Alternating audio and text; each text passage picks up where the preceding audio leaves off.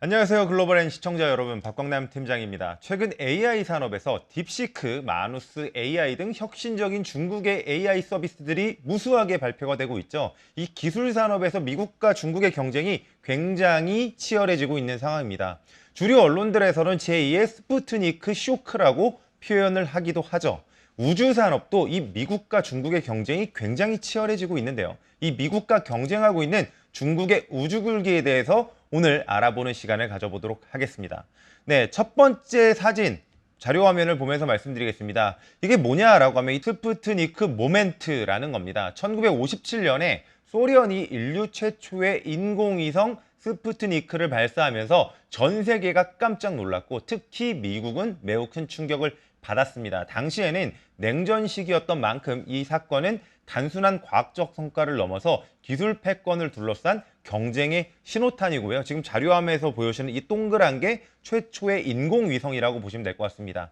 이후에 미국이 곧바로 반격에 나섰고요. 과학과 기술에 막대한 투자를 쏟아부으면서 우주 경쟁 즉 스페이스 레이스가 시작이 됐었죠. 그 결과가 저희가 익히 잘 알고 있는 아폴로 계획 그리고 달 착륙이었다라고 보시면 될 것 같습니다. 이 스푸트니크 모멘트는 한 국가의 도전이 다른 국가를 깨우는 계기가 된 사건이고요. 그리고 지금 중국의 AI 기술뿐만이 아니라 우주 기술이 미국에 다시 한번 그런 충격으로 있다는 점에서 이 이야기를 다시 한번 꺼내 봤습니다. 네, 이 중국이 미국에게 어떤 충격을 줬냐라고 보이면 지금 보시는 것처럼 중국의 창어 계획에 대해서 설명을 좀 드려야 될 것 같습니다. 2019년에 중국의 창어 사원은 현대판 충격파라고 저희가 말씀드릴 수 있을 것 같은데 창어 계획이 뭐냐라고 하면 중국의 달 탐사 프로젝트입니다. 중국의 신화 속의 달의 여신 이름을 따서 이름을 저렇게 지었는데요. 중국의 국가항천국이 주도하는 달 탐사 프로그램으로 2003년부터 시작이 됐습니다. 상당히 역사가 좀 됐죠. 이 중국의 우주 개발 능력을 세계에 알리고 달에 대한 과학적인 연구, 자원 탐사, 그리고 미래의 유인 달 착륙을 목표로 하고 있는 계획인데요. 여러 단계로 나누어서 현재도 진행이 되고 있고요. 달의 궤도 탐사라든지 착륙, 샘플을 가지고 돌아온다든지 혹은 향후에는 달에 기지를 건설하겠다는 단계적 목표를 가지고 있습니다. 그런데 이 와중에 2019년에 글로벌 세상이 깜짝 놀라는 이벤트가 있었는데 창어 4호가 역사적인 기록을 세우게 됩니다. 바로 달의 뒷면에 세계 최초로 성공을 하게 된 겁니다. 이 달의 뒷면은 사실 달과 지구의 전파를 막기 때문에 지구와 통신이 차단이 돼서 착륙을 하기가 엄청나게 어렵다라고 평가를 받습니다. 하지만 중국은 이를 성공시켰죠. 이는 단순하게 착륙에 성공했다는 의미보다는 중국이 우주 기술에서 선두권으로 치고 나갈 수 있다는 강력한 메시지이기도 했습니다.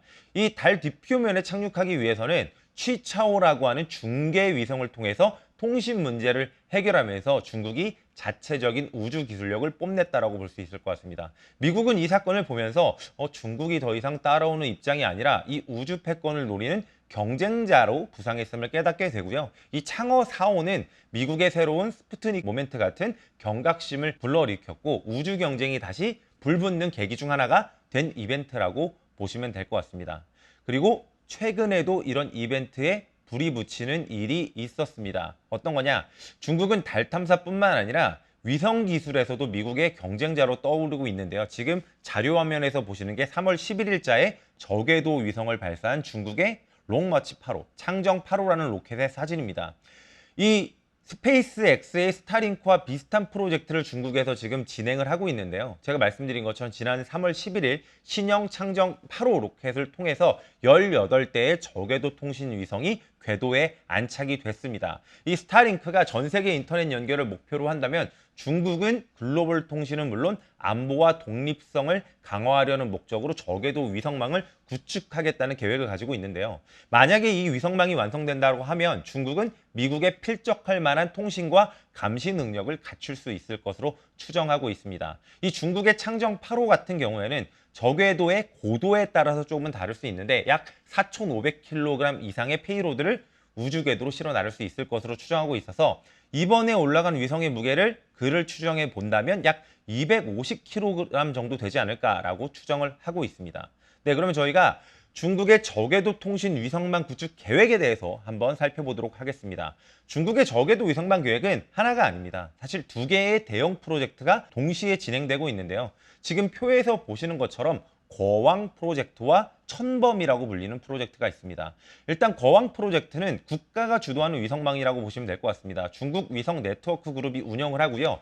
2035년까지 13,000개의 저궤도 위성으로 국가 안보와 통신을 강화하려는 목적으로 망이 구축되고 있다고 보시면 좋을 것 같고요. 이 천범, 사우던드 세일이라고 불리는 이 프로젝트는 민간 기업인 SSST가 이끄는 상업용 프로젝트입니다. 물론 상하이시 정부와 중국 과학 아카데미의 지원을 받기 때문에 온전히 민간 기업이 구축하고 있는 비즈니스로 보기는 좀 어려울 수도 있겠지만 어쨌든 이들의 목표는 약 14,000개의 위성을 띄워 전 세계의 초고속 인터넷을 제공하겠다는 계획을 갖고 있습니다. 물론 이 두 프로젝트의 세부적인 목적은 조금은 다르지만 공통적으로는 중국의 우주기술 강국으로 만들고 독자적인 통신 위성망을 구축하려는 목적을 가지고 있습니다.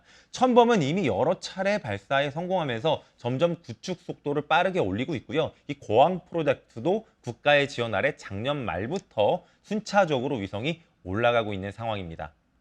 네, 이런 중국의 저궤도 위성망을 사실 글로벌 기업들과의 경쟁 사항을 한번 비교해 보도록 하겠습니다. 현재 저궤도 통신 위성망의 명승상관 리더는 표에서 보시는 것처럼 스페이스X의 스타링크입니다. 이미 수천 개, 약 6천여 개가 넘는 위성을 띄워서 전 세계의 인터넷을 제공하고 있고요.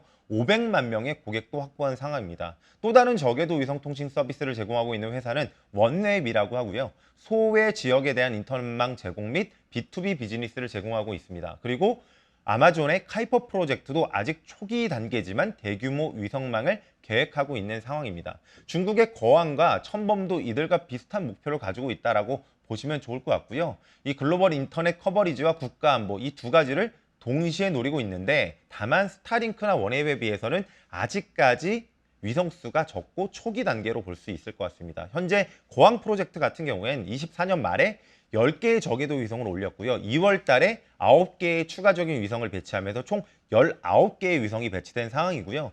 이 천번 프로젝트는 조금 더 속도가 빠른데요. 24년에 54개의 위성이 올라간 이후에 지금 1, 2, 3월까지인데 3개월 만에 36개의 저궤도 위성을 올렸습니다.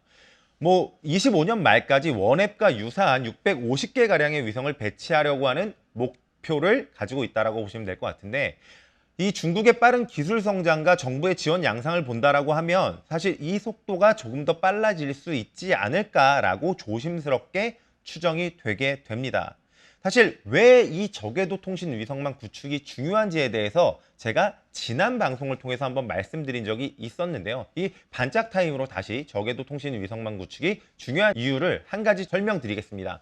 지난 2월 7일에 가속화되는 위성 서비스라는 이름으로 제가 방송에서 말씀을 드린 적이 있는데 저궤도 위성 통신에서 가장 중요한 장점은 낮은 지연 시간이라는 점입니다.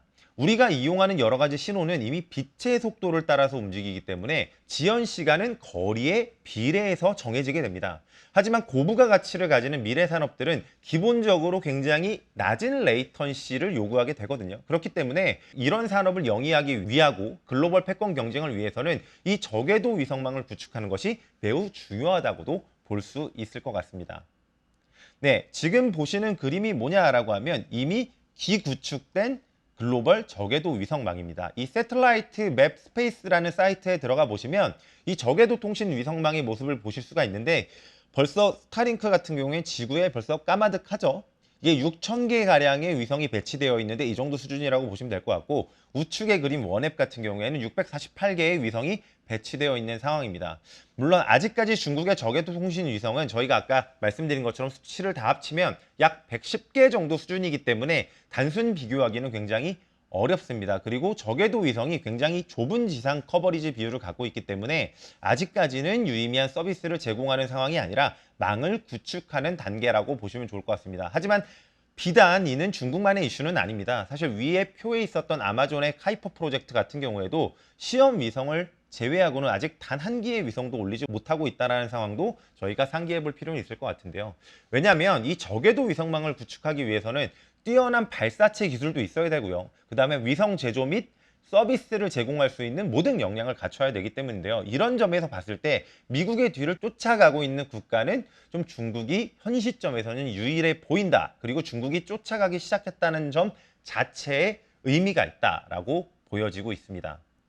사실 이 이외에도 최근에는 이 우주 산업 관련해서 안보 이슈가 굉장히 중요해지고 있습니다. 지금 보시는 기사처럼 이 EU도 자체 군사 위성망을 구축하겠다라고 이야기를 하고 있는데요. 뭐 최근에 이 관세를 비롯해서 세계화에서 점점 글로벌 각국이 분절화, 파편화되는 정치적인 배경이 있거든요. 이런 과정 속에서 미국과 중국 중심의 우주 경쟁력 확보는 다른 국가들 입장에서는 우려가 될 수 있는 요인이라고 볼 수 있습니다. 민간 산업으로의 변화뿐만 아니라 이 지정학적 이슈에 따라서 안보적 중요성에서도 우주 산업의 경쟁력 확보는 점점 더 중요해진다라고 볼 수 있을 것 같습니다.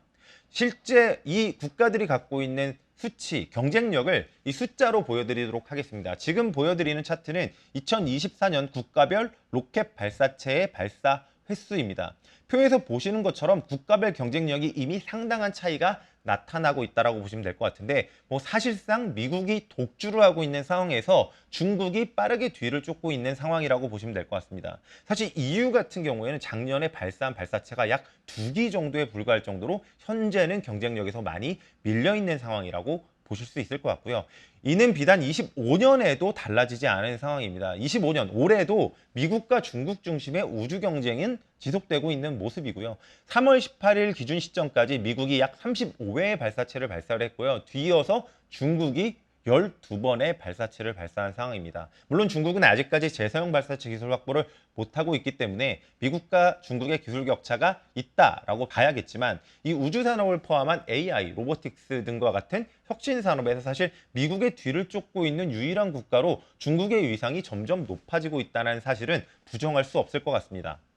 네, 위성 발사 숫자를 통해서도 한번 확인해 보도록 하겠습니다. 25년에 월별 저궤도 통신 위성이 얼마나 발사됐냐를 제가 조사해 봤는데요. 물론 스타링크가 보시는 것처럼 독보적인 역량을 보유하고 있습니다. 3월 중순까지 벌써 400여 대가 넘는 위성을 올렸고요. 하지만 중국의 저궤도 통신 위성의 배치 속도가 점점 빨라지고 있음을 저희가 확인할 수 있습니다. 냉정하게 좀 더 말한다라고 하면 현재는 중국을 제외하고는 저궤도 위성망을 구축할 수 있는 역량을 보유한 단일 국가는 좀 보기가 어렵다라고 생각할 수도 있을 것 같습니다. 만약 중국이 현재 창정 8호 로켓을 통해서 재사용 발사체 기술 확보에 성공한다면 향후 이 경쟁이 좀 더 본격화될 수 있을 것이라고도 보여지는 상황입니다.